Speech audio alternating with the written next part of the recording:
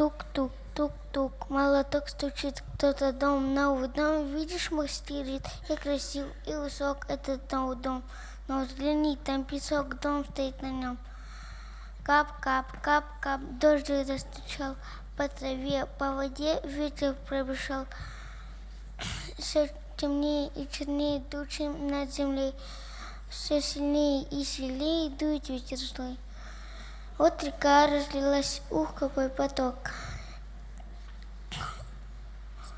Из-под дома вода несла песок. Дом большой на песке наклонился вдруг, заскрипел, затрещал, раскалился бубух. Тук-тук, молоток стучит, кто-то дом, тоже дом, видишь, мастерит, и красив, и высок был и этот дом. Только там не песок, основание на нем. Глубоко камни заложил, чтобы дом, новый дом крепким был. Кап-кап, дождик застучал, по траве, по воде ветер пробежал. Все темнее и чернее тучи над землей, все сильнее и сильнее дует ветер злой.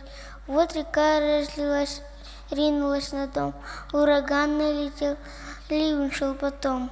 Не упал, устоял этот новый дом. Почему? Потому что он на камнях. Слушать Господа, а делать все по-своему, потом это все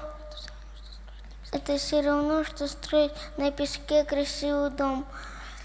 А если ты услышал, так и будешь поступать, значит крепко